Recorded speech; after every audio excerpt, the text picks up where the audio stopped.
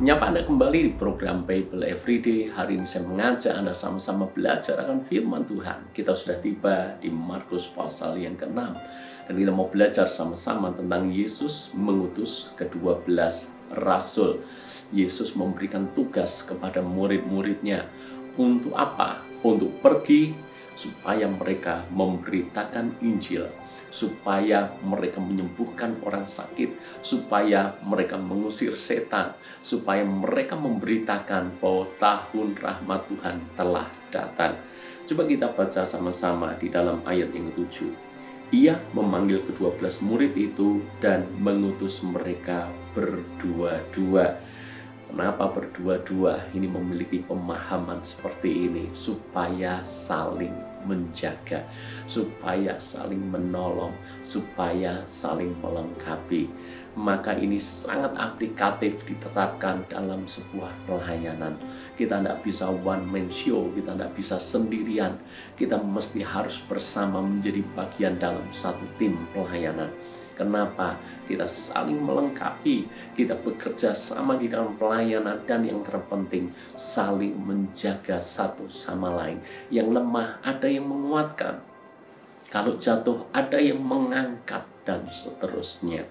Hal yang kedua yang kita bisa pelajari dari perikop ini, dan mengutus mereka berdua-dua, ia memberi mereka kuasa atas roh-roh jahat. Hal yang kedua, kalau Yesus mengutus, Yesus pasti memperlengkapi dengan kuasanya. Yesus mengutus, tapi Yesus bertanggung jawab. Yesus menyertai pelayanan murid-murid. Kuasa Tuhan dinyatakan luar biasa. Sehingga Alkitab menulis seperti ini, mereka mengoles banyak orang yang sakit dengan minyak, dan orang yang sakit itu disembuhkan. Setan-setan pun pergi karena mereka mengusirnya, dan karena kuasa Tuhan yang disertakan kepada mereka. Hal yang kedua seperti ini, Yesus utus, Yesus pasti tanggung jawab. Yesus suruh, Yesus pasti berikan kemampuan, kekuatan untuk kita bisa melakukan tugas itu dengan baik. Nama Tuhan dipermuliakan. Hal yang ketiga di dalam ayat yang ke-8, dan berpesan kepada mereka supaya jangan membawa apa-apa dalam perjalanan mereka, kecuali tongkat, roti pun jangan, bekal pun jangan, uang dalam ikat pinggang pun jangan. Mungkin kita merasa aneh dengan perintah Tuhan ini, disuruh pergi memberitakan kabar baik, tetapi tidak boleh bawa ini dan bawa itu, bawa bekal tidak boleh, bawa roti tidak boleh, bawa uang juga tidak boleh, hanya tongkat saja. Kenapa, saudara? Karena Tuhan mau mengajar mereka mengandalkan Tuhan, bergantung kepada Tuhan. Ini memang tidak bisa diterapkan dalam seluruh area pelayanan kita. Dalam artian, oh kalau demikian tidak perlu berencana. Oh kalau demikian tidak perlu ada plan A, plan B, dan seterusnya. Oh kalau demikian mengalir saja. Bukan itu poinnya. Tetapi memang ada waktunya Yesus mengajar. Ada hal yang tertentu Yesus mengajar kita membuat perencanaan. Kita punya rencana cadangan. Tetapi ada waktunya Yesus mengajar. Andalkan Tuhan. Dan dengan cara apa? Tidak boleh bawa ini, tidak boleh bawa itu.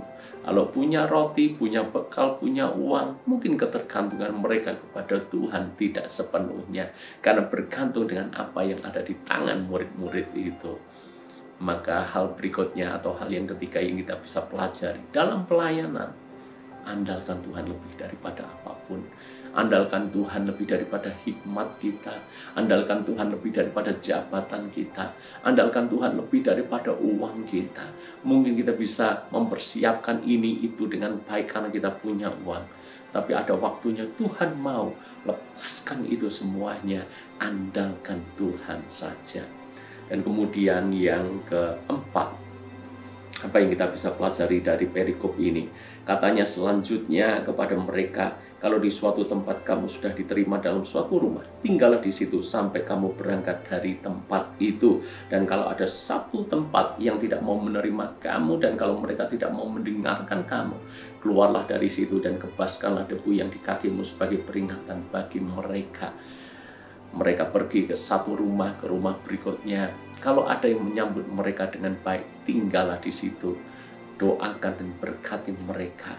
Lalu bagaimana kalau berada di satu tempat yang tidak mau menerima mereka, bahkan menolak mereka, tidak mau mendengarkan mereka? Apa yang mereka lakukan? Yesus berkata, keluarlah dari situ. Artinya apa? Lanjutkan perjalanan lagi. Jangan sampai kita terhambat gara-gara orang yang menolak kita. Percayalah, tidak pernah ada orang yang selalu menyenangkan kita. Ada waktunya kita dihadapkan dengan orang-orang yang tidak suka dengan kita, orang-orang yang selalu tidak setuju dengan kita, orang-orang yang bahkan benci kepada kita. Sebaik apapun kita sudah melakukan hal itu kepada mereka, apa yang mesti kita lakukan? Janganlah hal itu menghambat kita. Janganlah kita berhenti gara-gara kita tidak bisa menyenangkan semua orang. Salah kita. Yang kita lakukan adalah kalau ada orang menolak, dia tidak mau mendengarkan kita, show must go on. Injil harus tetap diberitakan. Kita harus tetap pergi mengabarkan kabar baik. Tetap melayani jiwa-jiwa. Yang penting lakukan terus bagian kita. Dan jangan pernah ada yang bisa menghentikan kita untuk kita mengabarkan kabar baik ini. Ada orang menolak kita, tidak suka dengan kita, tidak mau mendengarkan kita. Enggak apa, jangan benci orang itu. Tetapi tetap kita lanjutkan perjalanan pelayanan kita. Nanti pada waktunya, kalau Tuhan menjamahnya, kalau memang waktunya Tuhan, orang itu bukan menutup kemungkinan bisa menaruh perhatian kepada pesan yang kita sampaikan kepadanya. Ada banyak hal yang kita pelajari dari nats ini. Doa saya, firman ini menjadi berkat buat kita semuanya. Tuhan memberkati.